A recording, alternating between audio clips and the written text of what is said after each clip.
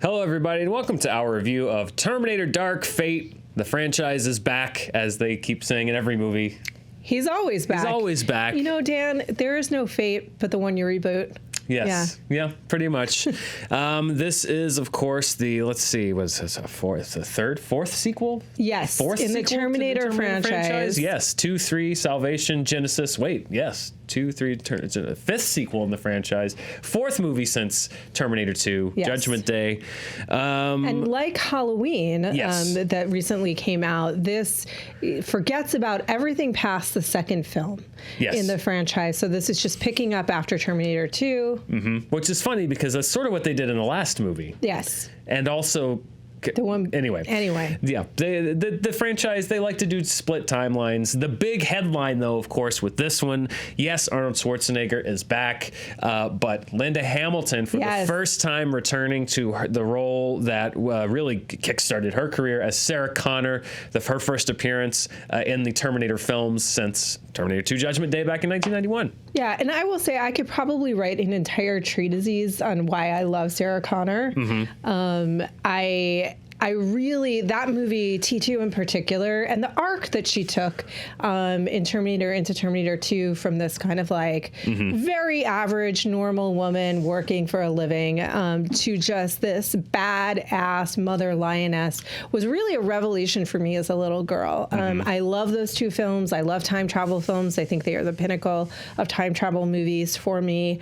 I love the series Terminator Sarah Connor Chronicles, which I've talked about quite a little bit. Josh Friedman, who created that series, was also a writer on this film. I had a lot of high hopes going into this movie because they have been dashed again and again and again and again in the other Terminator sequels. And I will say this, we're going to talk about things in detail. It's better than those other ones. It is. Yeah, so it's better than the other ones. It's better than the other ones. It's certainly better than Genesis and Salvation. I think Tim Miller, who directed this, number one, injects a lot of energy into the film. The action's great. The action is really good. A little CG heavy for me at times, but I think also a lot of return to the form from the first two movies in a way that we haven't seen since the first. So the action is great. It's got an energy to it. It's not just lifeless. Yeah. Like Salvation, I thought was just a lifeless movie. It is. And this is a movie that's propulsive inherently, so the action is born of the plot, right? Yep. Like they literally are on a race against time. Yeah. And so that gives it a kinetic feel, which is great. You have new blood as well. You not only have Linda Hamilton, and we can't go too much into the plot because the plot is very dependent on spoiling things that happen early on in the film. But we have Grace, who's played by Mackenzie Davis, who is so good. A protector sent back through time. We have Gabriel Luna, who's a new machine, also sent back through time. I really liked his menace. I thought he was the best since Robert Patrick Evil, although Garrett Dillahunt in the TV show was great too. So, but right up there, a great villain. Yeah. And then Natalia Reyes, who plays Danny, who is sort of the new meeting this world for the first time. Yes, and it's hard to say. Again, we can't say really what her role is, but the film certainly thrusts all three of these women together and sends us off on this journey together. And I think Linda Hamilton's performance may be the place, or portrayal in terms of how she's written and then also her performance, may be the place where people live and die, and whether they like this or not. Because Arnold is great, but honestly, he always is. And he's used the exact right amount in this movie. He's really used perfectly. He's really good. I love Mackenzie Davis just as an actress. I've loved her for a real long time. I don't know if you guys watch *Halt and Catch Fire*, but she's fantastic. And certainly the new players as well are wonderful. So all the performances I feel are good. But Linda Hamilton, do you like it or do you not? And I think I do. I think it is the natural evolution of this character, but I think for some people, they may find that it's gone a step too far, where she's almost parodying what Sarah Connor was. Oh, I did not. For me, in this whole trend of bringing people back decades later to reprise roles, Linda Hamilton as Sarah Connor, for me, goes right up with bringing Harrison Ford back as Han Solo, as far as bringing an actor back and absolutely nailing what made me like that character in the first place. You know, I I loved her in this movie. I loved her too. She was my favorite part of the movie, if I'm being honest. Linda Hamilton, for me, and particularly Sarah Connor, this character, again, like I feel like it's a part of my essence, how much that character kind of informed what I thought was even possible in cinema. And I know that sounds dramatic, but it's true. And this is the fulfillment of that. I love her in this movie. I couldn't take my eyes off her. She is funny. She is harsh. She is fierce. She is all the things. And she is a protector, inherently a protector, which is what she's always been. That's just sort of her nature and her instinct. And these other people around her, I think, support that role really, really well. She's my favorite part of the movie as well. Yeah. And I mean, and she's playing. Let's go, Grambo. Yeah. She's playing also, again, for things that we can't really get into, but she's not just playing the sort of hard-edged, hard-bitten Sarah Connor, but there is a deep well of the past and pain that she plays extraordinarily well. Yeah. I thought that, a lot of times these can go really badly. Yes. Either they're not written well, or it's just not, something just doesn't, you can't recapture the magic. They did that with Linda Hamilton. And really how good she is and how good Arnold is, how much I like the cast and the action from Tim Miller. That is on one hand for me. And so it's like, as an action film, I actually think it's pretty good. As a fan of the Terminator, I hate what they did. So I have to balance that out. I have pretty mixed feelings about this one too, because in some respects, the very things that are this movie's strengths are also its weaknesses. So it's hard to say. You can't. It's hard to elaborate. But you can't, but look, this has been said before, and I don't think that this is new to be out in the internet. A lot of people are calling this the Force Awakens of Terminator films. It is very, very, very much deeply, profoundly riffing on the original movie and the original arc, and to a point that there's one twist which you can see. I just wish they hadn't done it, because you can see it coming a mile away. It's really overwrought, the reveal, and overplayed. They overplay their hand in a certain respect, and I think it's a little bit of a turnoff. And it's also, you would think that after all of these tries and they assembled a writer's room, an actual room of people to break the story. They could have found a different way in.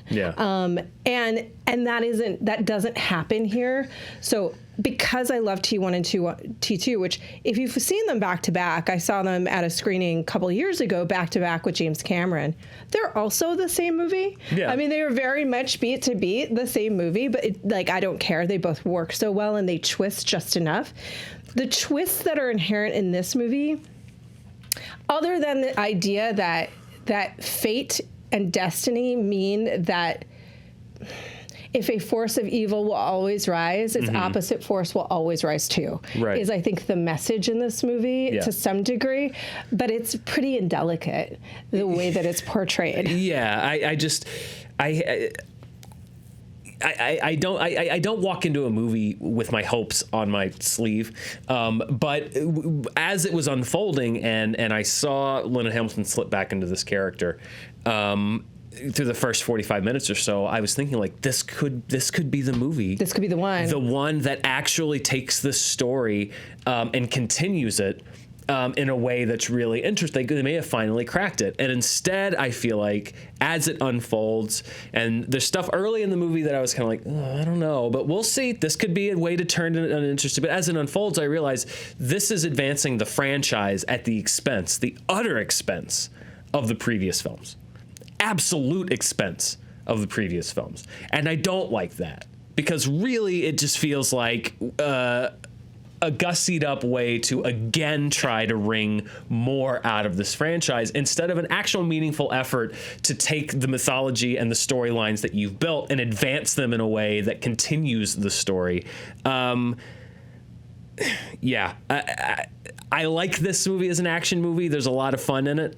As a Terminator fan, the franchise still ends at Terminator 2 for me. And if your appeal for this movie, if what you're going into most of all is looking for a satisfying thing that continues the legacy of these films and the story of these films, I think you're going to be really, really disappointed. Yeah. But if you don't care about that, and you just want a good action movie, I think you're really going to like it. It's very difficult for me. That's it. I think I know the plot point that you have the most trouble with. There's a few. And maybe we'll do something on spoilers after this opens, but I don't have as much trouble with that because I think they have an answer for that too. But for me, and I am so much of a Terminator fan that somebody from Paramount called me after the last film, Genesis, came out, and they realized I had seen it. I had been to the screening and said, "Are you okay?"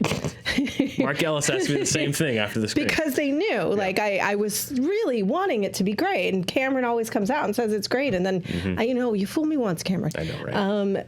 But as a Sarah Connor fan, I really, let's go Grambo. I'm on board. This honors her. This honors the evolution of her character. I think it's great. It's a really good action movie. The action and there's a propulsive nature. I do think that there's our new character is a little bit of a MacGuffin. She doesn't get much to do. She's more of an idea than a character. However, it's a hard thing to balance with all of these elements. Mackenzie Davis is a great addition. I more have an issue with that they didn't find a really fresh way to attack this mythology, and that they haven't yet found a fresh way to attack this mythology. No. That this is basically a reset that maybe now we're going to get another trilogy from if this is successful. But that said, with these actors, I'm okay with that to some degree. Yeah, I felt the same kind of in a way. It mirrors a lot of the disappointment I felt with the Halloween reboot that came out with Jamie Lee Curtis returning, where they sort of set it up as this final battle between Laurie Strode and Michael Myers, and then you realize at the end of it that this is just for them to set up a new series of films, which is what they're doing. And it feels like more than feels like. It's fairly apparent that that's their goal with this movie. Setting. It's table setting, and it's also wiping the past away. Right, but I don't think that you need to do one in order to do the other. Right. And so I am going to recommend it because there's so much to love in it, because the action is good, which I did not think it was in Genesis, because the performances are very appealing, which I did not particularly think that they were in Genesis or the other Terminator films. Yeah. The strength of the performances, Linda Hamilton and Arnold Schwarzenegger leading the pack. The first 45 minutes, I think, are fantastic as an action film. And then throughout, too, it didn't really lull. It did not feel its length. There's enough for me there to say I'm not going to hinge my recommendation of this movie entirely on how I feel as it relates to the franchise as a whole. There's just too much good there. Yeah. However, I will say I am very dissatisfied with what they've done, and as the movie unfolded and I realized why they did certain things, I just grew more dissatisfied because it felt cheap and easy. And I'm with you. I wish that they had found a better way to do what they're doing. It's not if they want to make more of these films, they're certainly free to do so. I just hate when they do it at the expense of earlier films, and I feel like that's what this movie's doing. So it's a very mixed feeling for me, but ultimately Terminator Dark Fate is a movie that I would recommend. I feel the same. It's mixed feelings, I think, for different reasons, because fundamentally, if they were trying to present an idea of fate, and that this is going to be a little overblown of a thought for a Terminator film, but that we're all vessels of fate, and that if I, as a vessel, and I'm no longer the vessel, maybe now you are, but that all of us are operating kind of in a holistic way. Does that sort of make sense? I think that's kind of a nice idea, but I really more am like, well, couldn't we have found a new structure a little bit, like some kind of new twist on the structure itself? Danny, I really like her performance as a character. I wish she had been given a little more to do. I wish I knew her a little better, and I think that's probably for the future. I will say, if you released the same movie but had not been able to get Linda Hamilton, this would have been a much more borderline case for me. She really, really does make. She does. She absolutely makes the movie. I'm 100% on team Linda Hamilton, period, in life. Yeah. But this is, for me, a great evolution of that character who I hold so dear in my heart. So I would have to recommend it for that reason, if no other. And Arnold is great. Yeah, he just is. So lots of feelings, lots of mixed feelings, but ultimately a recommendation for both of us for Terminator Dark Fate. It hits theaters here in North America, and I think in all or most of the world pretty much this Friday, November 1st. First. It's Colin Firth Day, November 1st. Yeah. Roth, anything else you want to add before we go? No, I'm just realizing that I did Let's Go Grambo, I think, for Halloween too. So that's the catchphrases. Are we building up to a Grambo extended universe? God, I hope so. Please, yes. I would love to see that. Even if it's All just in. Laurie Strode, Sarah Connor road revenge comedy. Yes. Do it. Start making that. Make the movie. While you're making that, stay tuned here at Fandom Entertainment. We've got more reviews on the way, including one, I believe, tomorrow or the next day for The Irishman, Martin Scorsese's new film, which is hitting select theaters this weekend and then hits Netflix in a few weeks. We've got the review for that one coming very soon, so stay tuned. Until next time, thanks for watching.